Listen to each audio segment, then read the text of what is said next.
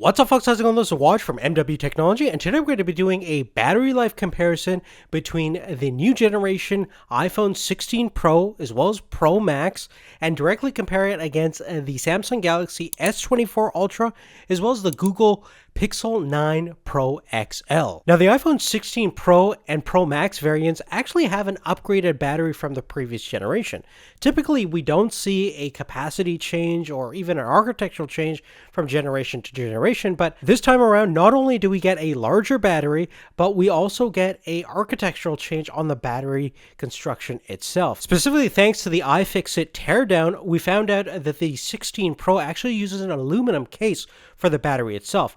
Not only is that going to be more durable, but it could also potentially be better in terms of thermals. With potentially better overall heat dissipation, you could have less chances of overheating during fast charge or wireless charging circumstances. On top of that, there's also a little button that looks like a pressure release valve, just in case the battery swells up and needs some room to breathe. Now, for whatever reason, we do not have the aluminum case battery on the 16 Pro Max. That's only available on the 16 Pro for now. But in terms of the battery size increase, on the 16 Pro, you're looking at 9% larger battery with a milliamp hour rating of 3582. On the 16 Pro Max, you have a 6% increase in battery size, giving it a capacity of 4685 milliamp hours. Now, on the Android side, the Samsung Galaxy S24 Ultra is using the same size battery as last year, 5000 milliamp hours, and the Pixel 9 Pro XL has a 5050 milliamp hour rating.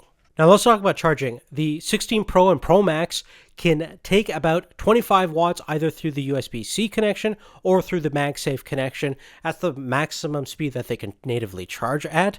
And in terms of the wireless charging, you're looking at 15 watts of Qi. And if you want to use your iPhone as a small battery bank, it can deliver about 4.5 watts of outputting power through the USB-C connection. Now, the Google Pixel 9, having the larger battery, can actually take up to 37 watts using the wired USB-C connection. If you have the Pixel stand, it can wirelessly charge at 23 watts, and standard Qi chargers will operate at maximum 12 watts. On top of that, you have power sharing capabilities, both reverse wireless charge at the back of the phone, as well as using the USB-C connection to use as a battery bank at up to 4.5 watts. The S24 Ultra can actually take the most amount of power using the wired connection at up to 45 watts. It can charge wirelessly up to 15 watts, and it also has power share for both reverse wireless and wired charging at up to 4.5 watts. Now, to test the battery performance, what we always like to do every year is do a simple video playback test where we run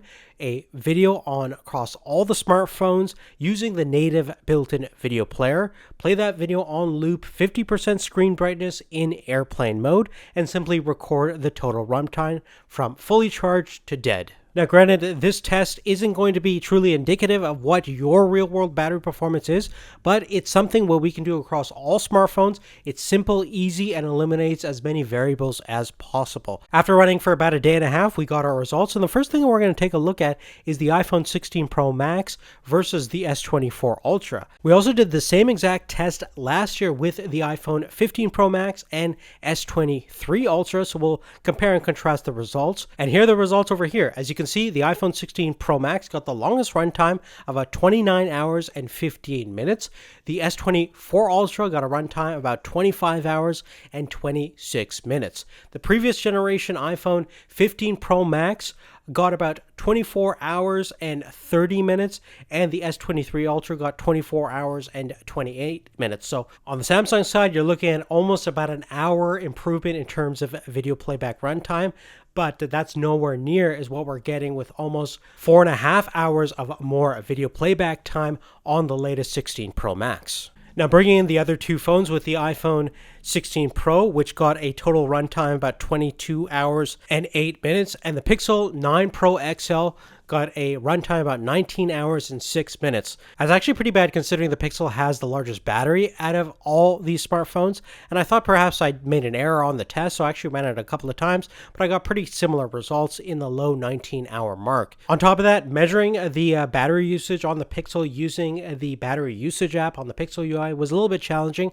since it doesn't show you the entirety of the duration of battery usage for a specific application for whatever reason. So So I had to use AccuBattery to measure how much discharge milliamp hours I got out of the battery and the total on-screen runtime, which was 19 hours and 6 minutes. Overall, over the past couple of years, Apple has been really efficient in getting the most battery out of their smartphones. And with the new A18 Pro chip, it is quite an efficient processor. And on the 16 Pro Max, you can easily get a day and a half of battery usage, perhaps even 2 days if you're a light user. Furthermore, Apple has made a pretty significant bump up on the 16 Pro battery life, certainly with that 9% battery size upgrade, as well as the more efficient processor. I'm sure it's a pretty big difference from the previous generation.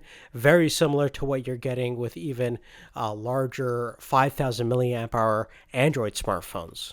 But besides those notions, that's really it for our quick battery life comparison. Now, if you haven't done so, check out our camera comparison between the 16 Pro Max and the S24 Ultra and Google Pixel 9 Pro.